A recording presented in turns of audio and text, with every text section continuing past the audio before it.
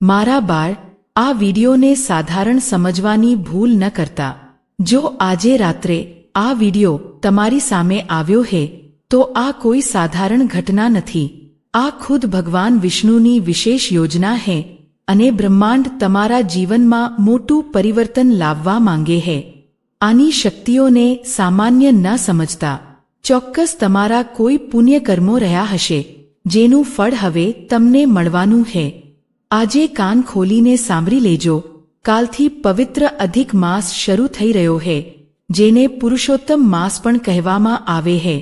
પિતૃઓના આશીર્વાદ અને ભગવાન વિષ્ણુની અસીમ કૃપા મેળવવા માટે આનાથી મોટો કોઈ દિવસ હોઈ જ ન શકે. જો તમે આ વિડિયોને નજરઅંદાજ કરી દીધો તો હું ગેરંટી સાથે કહું છું કે તમે આખી જિંદગી પસ્તાશો. કારણ કે આવો પવિત્ર મહિનો હવે સીધો 3 વર્ષ પછી આવશે. આજના વિડિયોમાં હું તને એક એવી વાત જણાવવાનો છું જેને સાંભળીને તારા પણ રૂવાડા ઊભા થઈ જશે. જો તમે પણ ઈચ્છતા હોવ કે તમારા સપના પૂરા થાય, તમારું દેવું સમાપ્ત થઈ જાય અને ઘરમાં થતો ક્લેશ જડમૂળથી ખતમ થઈ જાય, તો તમારે આ વિડિયોને અંત સુધી જોવો જ પડશે. મારા બાળ, એટલું ધ્યાન રાખજો કે સમય પહેલા અને ભાગ્યથી વધારે ક્યારેય કોઈને મળતું નથી. પણ હવે તમારો સમય આવી ગયો હે. મને ખબર છે કે તમે મહેનત તો ખૂબ કરો છો, પરંતુ તમને મહેનતનું પરિણામ નથી મળતું. રાત દિવસ ખૂબ જ મથામણ કરો છો, પરંતુ પૈસા તમારા હાથમાં ટકતા નથી. તમે એટલા પરેશાન થઈ ચૂક્યા છો કારણ કે તમારા પોતાના પણ હવે તમારાથી મોઢું ફેરવી ચૂક્યા હે. જે પોતાના હતા તે નાતો તોડી ચૂક્યા હે. આજે બધું જ દેખાડાના સંબંધો હે. લોકો સ્વાર્થ માટે જ યાદ કરે હે. તમે જીવનથી હારી ચૂક્યા છો, તૂટી ચૂક્યા છો. તમારી જિંદગી જાણે સૂકા લાકડા જેવી થઈ ગઈ હે. પણ તમે જોયું હશે કે જે વૃક્ષો સુકાઈ જાય હે, જેના પાંદડા ખરી જાય હે, તે જ વૃક્ષો પર વસંત આવતા જ લીલાછમ પાંદડા પાછા આવે હે. આ અધિક માસ તમારા જીવનની એ જ વસંત હે. હવે તમારે પરિવર્તન કરવું પડશે અને આ પરિવર્તન ફક્ત 2 શબ્દ તમારા જીવનમાં લાવી શકે હે. હવે મહત્વના મુદ્દાની વાત કરીએ. નાભી આપણા શરીરનું એક સાધારણ અંગ નથી, પરંતુ તે આપણા શરીરની ઊર્જાનું કેન્દ્ર હે. આ વાતને તમે ભૂલતા નહીં. ભગવાન બ્રહ્માજી ક્યાંથી પ્રગટ થયા હતા? તે સાક્ષાત ભગવાન વિષ્ણુની નાભીમાંથી પ્રગટ થયા હતા. આ જ કારણ છે કે નાભીને જીવન અને સૃષ્ટિનું કેન્દ્ર માનવામાં આવે છે. આયુર્વેદ અને યોગમાં નાભીને મણિપુર ચક્ર સાથે જોડવામાં આવે છે, જે ધનશક્તિ અને આત્મવિશ્વાસનું કેન્દ્ર હોય છે. મતલબ, તમારા શરીરમાં જે નાભીવાળો ભાગ છે તે ધન ખેંચવાનું સાચું મશીન છે. પરંતુ તમે આજ સુધી તેના મહત્વને સમજી શક્યા નથી. આજે વિડિયોને પૂરો જોઈ લીધો તો નાભીનો એવો ચમત્કાર તમે જોશો કે સચ્ચાઈ સાંભળીને તમારા પસીના છૂટી જશે. આ ચક્રને આપણે સક્રિય કરવાનું છે. આ રાત્રિ આધ્યાત્મિક અને જ્યોતિષીય દ્રષ્ટિએ ખૂબ જ શક્તિશાળી અને ઊર્જાથી ભરપૂર માનવામાં આવે છે. પૈસા શું છે? પૈસા પણ એક ઊર્જા છે અને આપણે બસ આ ઊર્જાને પોતાની તરફ બોલાવવાની છે. જ્યારે પણ તમે આ ઉપાય કરો ત્યારે ખૂબ જ શાંત અને નિર્મળ હૃદય સાથે કરજો. રાત્રે સૂતા પહેલા તમારે આ ઉપાય કરવાનો રહેશે. સારી રીતે સ્નાન કર્યા પછી અથવા હાથ પગ ધોઈને શાંત મનથી બેસી જવાનું છે.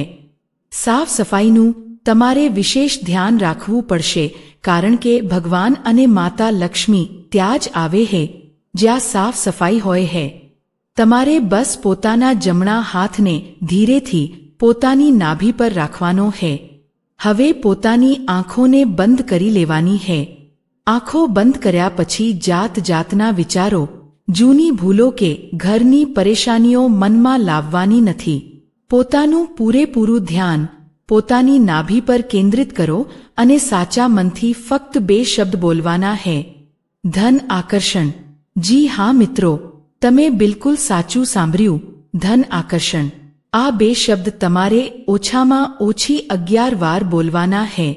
આ શબ્દોનો અર્થ કેટલો ઊંડો હોય છે તે જાણીને તમારા રૂવાડા ઊભા થઈ જશે।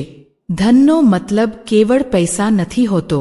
ધનનો સાચો અર્થ છે સમૃદ્ધિ, સુખ અને શાંતિ, અને આકર્ષણનો અર્થ છે બ્રહ્માંડમાંથી તે વસ્તુઓને પોતાની તરફ ખેંચવી। પણ સાવધાન, કેટલાક લોકો હોય છે જે રાત દિવસ કોઈની નિંદા કરતા રહે છે, જૂઠું બોલતા રહે છે, બેઈમાનીનો ધંધો કરે છે, જુગાર સટ્ટો રમે છે। આવા લોકો આ ઉપાય ક્યારે ન કરતા, નહીંતર બાજી પલટાઈને તમારા ઉપર જ આવી જશે અને બરબાદ થઈ જશો।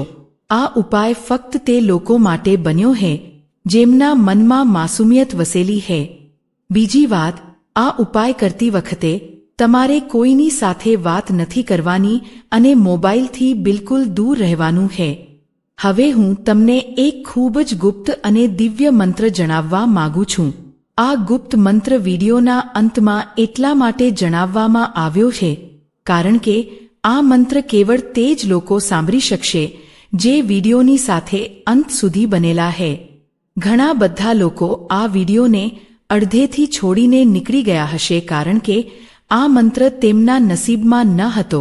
જો તમે આ વિડીયોને અહીંયા સુધી સાંભળી રહ્યા છો તો મારા બાળ, તમે ખૂબ જ નસીબદાર છો। આ મંત્ર તમારી કિસ્મતમાં લખાયેલો છે। તે ગુપ્ત મંત્ર છે। ઓમ નમો ભગવતે વાસુદેવાય નમઃ। જ્યારે તમે 11 વાર ધન આકર્ષણ બોલી લો ત્યારબાદ માતા લક્ષ્મી અને ભગવાન વિષ્ણુનું ધ્યાન ધરીને આ મંત્ર 11 વાર બોલવાનો છે। લાલચ ન કરતા કે કરોડપતિ બની જઈશ, બસ વિશ્વાસ રાખજો કે આ ઉપાયથી તમારા જીવનની બધી જ કમીઓ ચોક્કસ સમાપ્ત થશે અને તમે એક સારું જીવન જીવી શકશો।